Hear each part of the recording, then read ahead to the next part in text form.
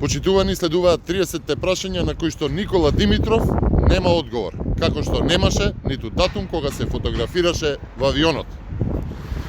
Никола Димитров, кое име повеќе ве опишува? Скандалмен или Никеликс? Чувствувате ли промена во раката со која што ги потпишавте преспа, оставката и писмото до Атина, со кое придавката Македонијан не се однесува за етничка или национална припадност? Лаже ли Заев кога вели дека владата била излажана од европските партнери, дека промената на името ќе отвори преговори со Европската Унија? Заминавте како амбасадор на 29 години, а предлагате закон да нема амбасадор до 45 годишна возраст. Признавате собствена недораснатост за улогата? Додека сме кај законот, со термин темелна реформа сокривте партизација и пресметка со неподобните со вас?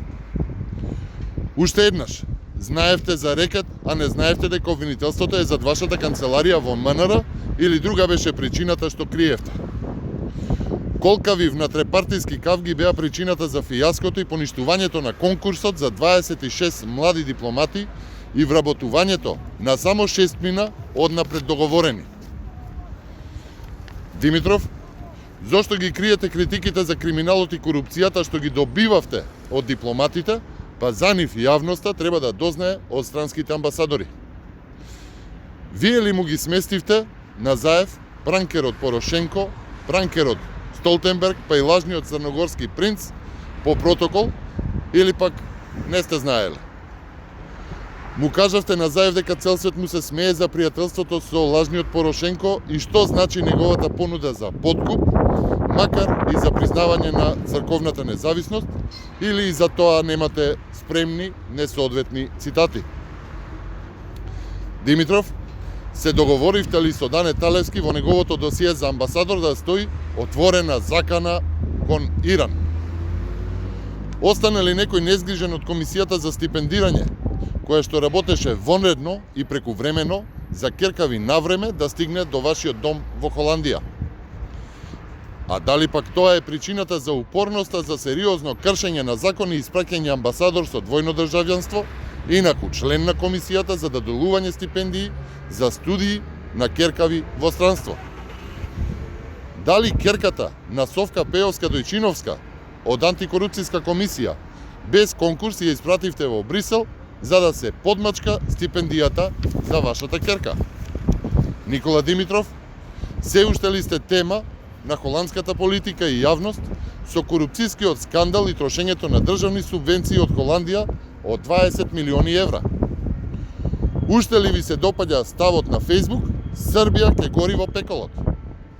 На толку скандали, што ли ве советуваат Габер за 1200 евра, Спасов и Чупеска за по 1000 евра месечно?